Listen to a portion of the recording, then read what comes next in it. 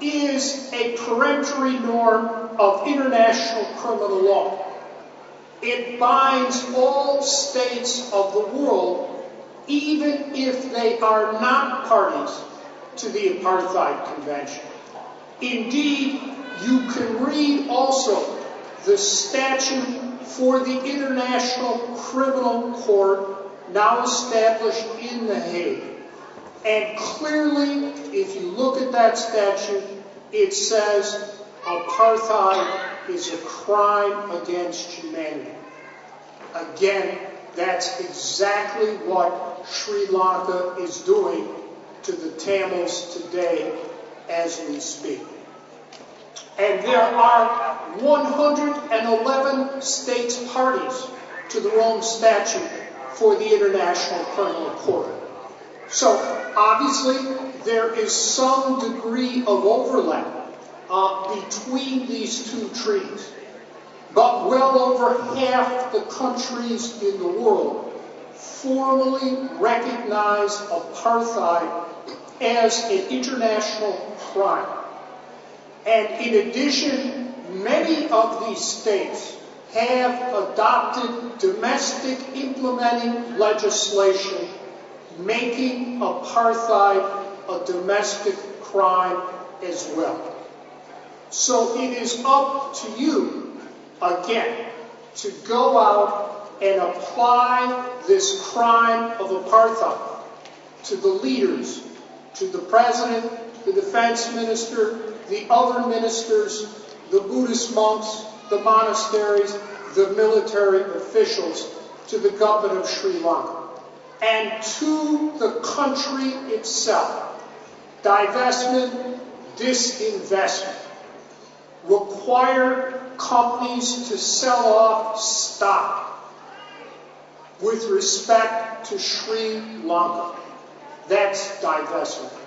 An American company should sell off any stock with respect to any investment in Sri Lanka. Likewise, disinvestment. Companies must pull out of Sri Lanka, here in the United States, elsewhere around the world.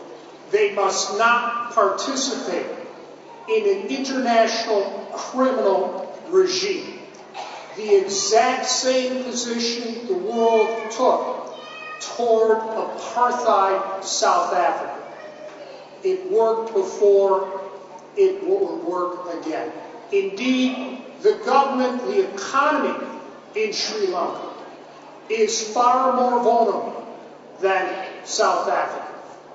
Textiles, tourism, tea.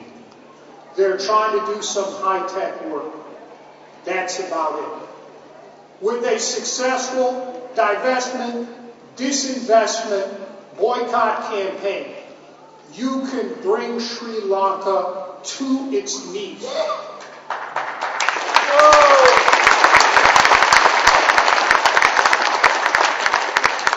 Exactly the way the world brought the far more powerful criminal apartheid regime in South Africa to its knees, culminating in the Comprehensive Anti-Apartheid Act of 1986 here in the United States of America that was passed by Congress over President Reagan's veto.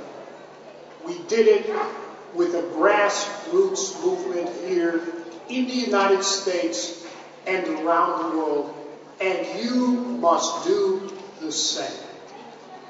This is not a case of reinventing the wheel. It happened before, it can be done again. You must go out in your own neighborhoods and communities, wherever you're from, and research in your local newspapers what was done for divestment, disinvestment, boycott, sanctions against the criminal apartheid regime in South Africa, and then you must do the exact same thing.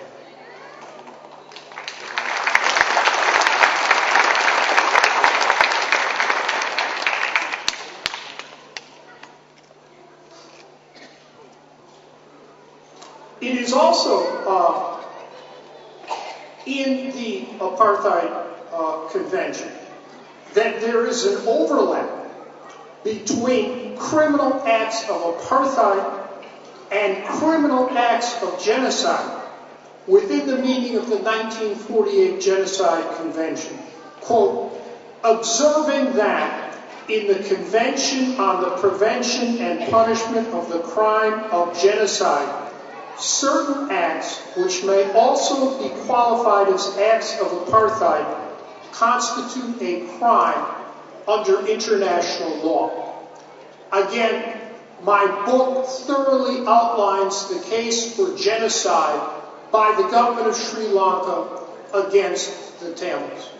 I am very honored to be here today and to join in welcoming this federation and your convention, and to say to you, first of all, thank you for the work that you are doing in your communities here in this country to celebrate our cultural diversity, the literature and art, and the people whom you have given us over many, many years since 1988, through this federation, through the works that you're doing, and the diversity that you bring to our country.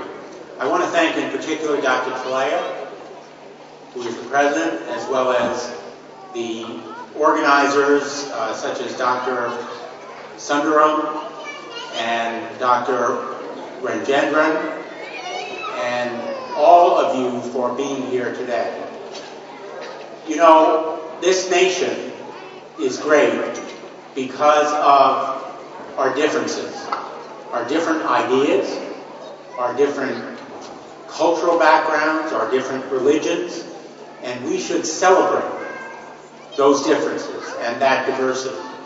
And part of what you do today and over these days in the convention is to remind us of the importance of celebrating diversity in our nation and the importance of passing on to our children the culture and literature that makes each community a great one. And I want to thank you particularly for bringing your children today on this 4th of July weekend, when we celebrate our independence, showing us why men and women centuries ago fought for the ideals that remain very much alive today and alive in Waterbury through your being here, and the freedoms that we have from this podium to say whatever we wish, to worship as we please, and to be different, and to be stronger because of those differences. I have fought as Attorney General, as the Chief Civil Law Enforcement Officer of this state, to protect people against the discrimination that sometimes is directed against them because of those differences. We can never, ever tolerate in this great country any discrimination, any denial of freedom. And I will pledge to you, as long as I am in this job, as long as I am in public service, as long as I have any authority to fight for you and to fight for the people of Connecticut, I will make sure that laws are strong and strongly enforced against discrimination based on religion or ethnicity or any of the other kinds of characteristics that should never sanction discrimination. Let me say finally, I am proud to be with you today.